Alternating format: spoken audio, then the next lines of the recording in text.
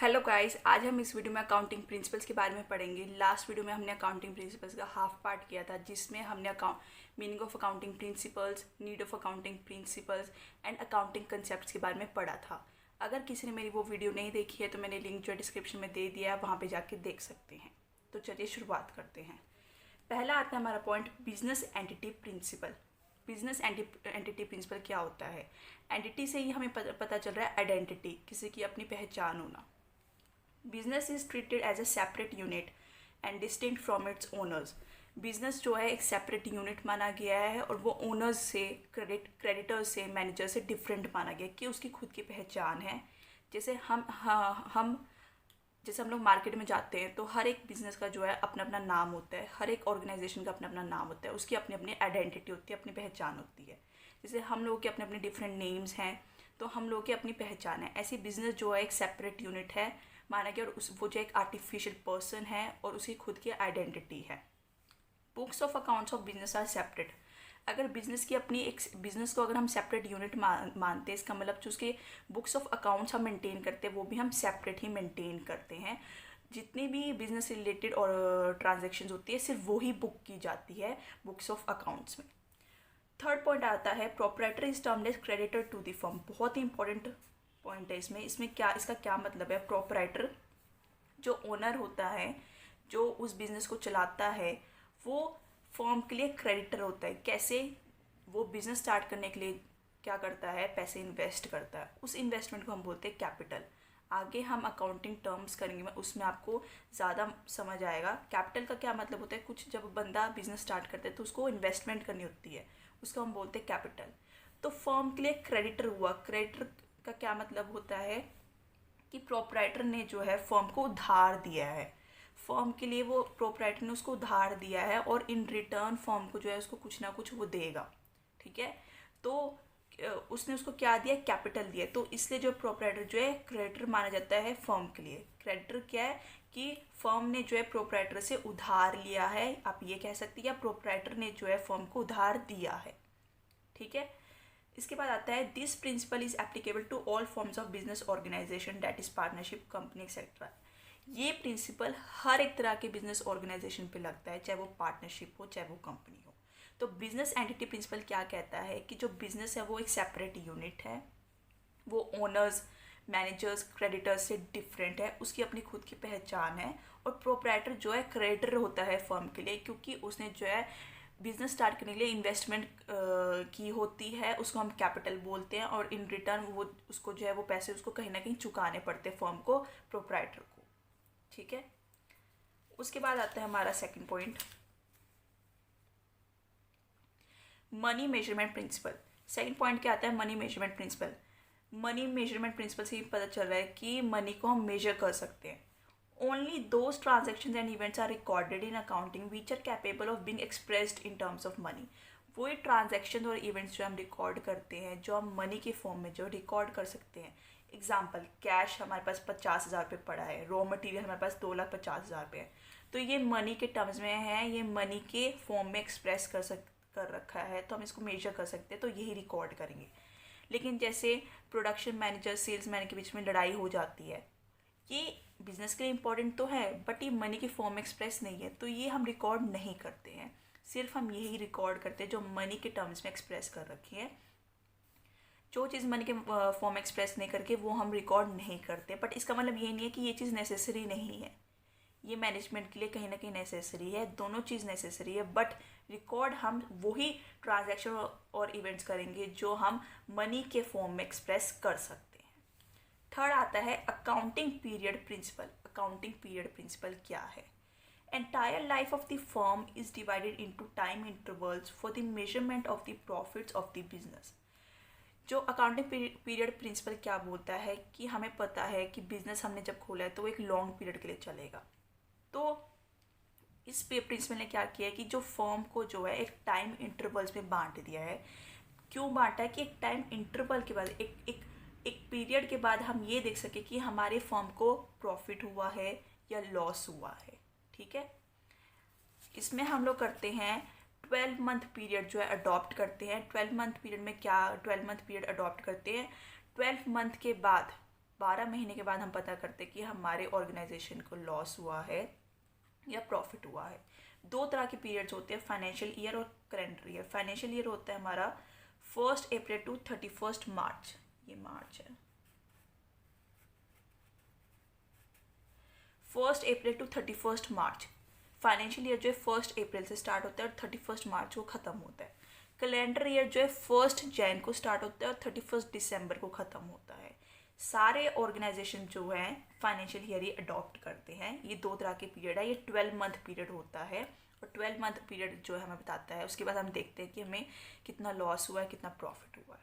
Fourth point आता है principle of full disclosure. इससे ही पता चला फुल मतलब पूरा, डिस्क्लोजर मतलब दिखाना। All significant information should be completely recorded. Significant मतलब नेसेसरी, जो भी नेसेसरी इन्फॉर्मेशन है सिर्फ हमें वो ही रिकॉर्ड करनी होती है, कोई भी अननेसेसरी इन्फॉर्मेशन में रिकॉर्ड करने की ज़रूरत नहीं है। कंपनीज एक्ट के दौरान, कंपनीज एक्ट में जो हमें बैलेंस शीट आगे हम पढ़ेंगे। बैलेंस शीट क्या है? बैलेंस मतलब बैलेंस रखना, मेंटेन करके रखना। शीट मतलब बैलेंस शीट एक स्टेटमेंट होती है जिसमें हम एसेट्स और लायबिलिटीज़ को रिकॉर्ड करते हैं। हम एसेट्स और लायबिलिटीज़ को का जो बैलेंस है वो इक्वल लेकर आते हैं, ठीक है। तो ये होती है बैलेंस शीट। तो कंपनीज एक्ट में जो है बैलेंस शीट दे रखी है जिसमें अलग अलग हमें टर्म्स दे रखे हैं, उसके अकॉर्डिंग जो है हम रिकॉर्डिंग करते हैं। लेकिन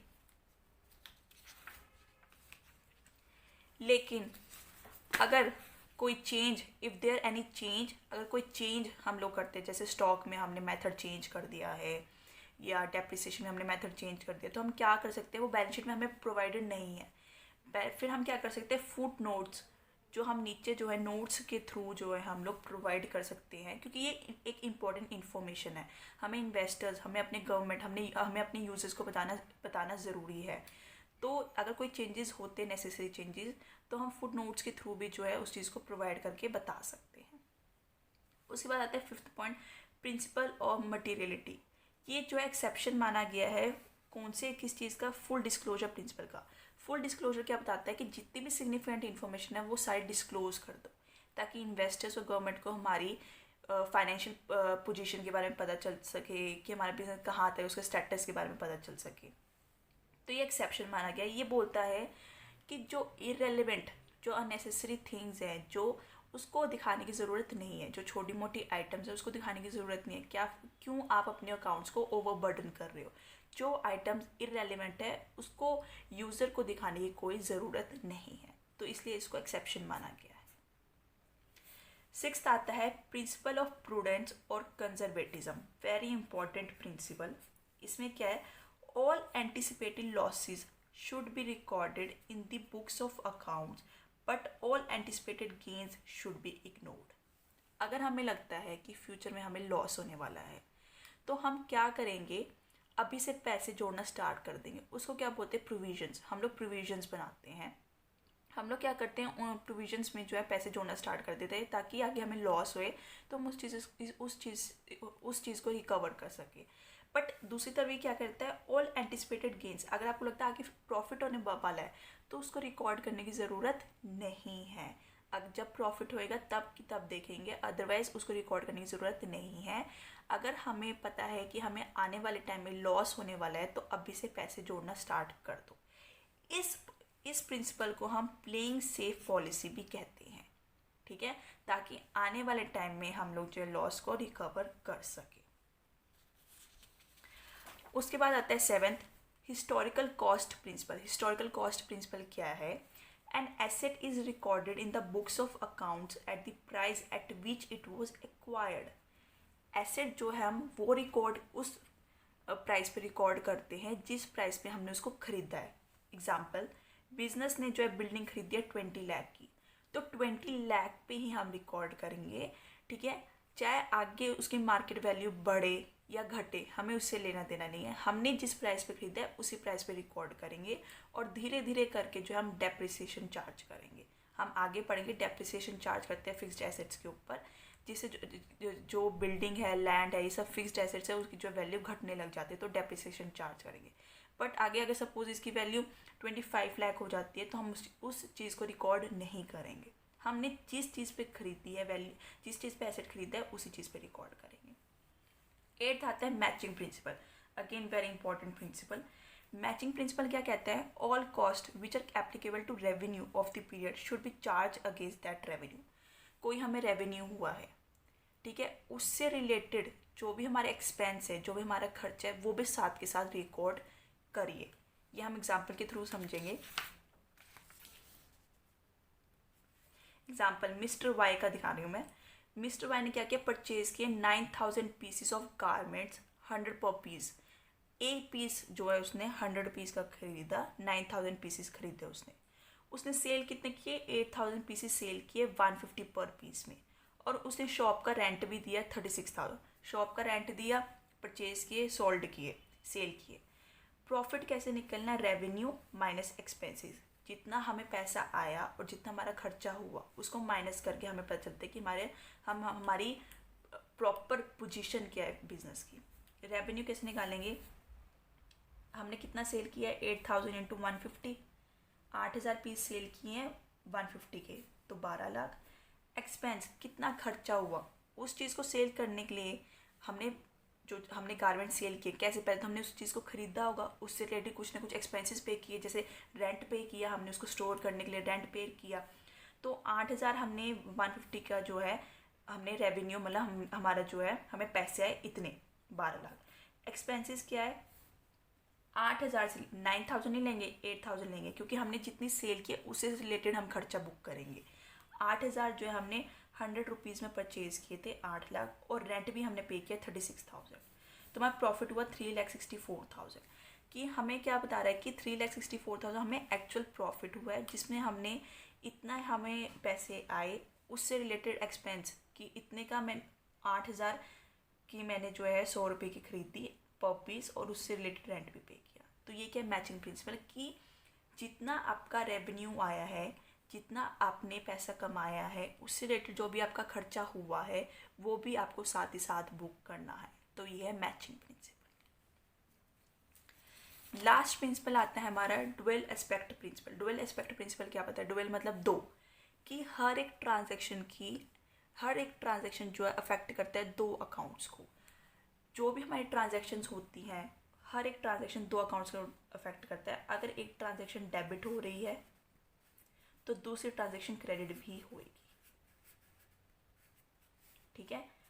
अगर एक ट्रांजैक्शन डेबिट होगी तो दूसरी ट्रांजैक्शन क्रेडिट भी होगी। इसको हम बोलते हैं डबल एंट्री सिस्टम। इसको डबल एंट्री सिस्टम भी बोला जाता है, क्योंकि ये डुअल एस्पेक्ट प्रिंसिपल क्या बोलता है कि हर ट्रांजैक्शन जो है दो अकाउंट्स को इफेक्ट करती है। आगे आपको ज़्यादा क्लैरिटी होगी, जिसमें आपको एसेट, कैपिटल, ये डेबिट क्रेडिट के रूल्स वगैरह ये सब पता चलेंगे, ठीक है। ये आज इस वीडियो में हमने अकाउंटिंग प्रिंसिपल्स किया। नेक्स्ट वीडियो में हम लोग जो है बेसिक अकाउंटिंग टर्म्स के बारे में पढ़ेंगे, जो आपको आने वाले आगे चैप्टर्स पे यूज़ होंगे। तब तक के लिए बाय बाय।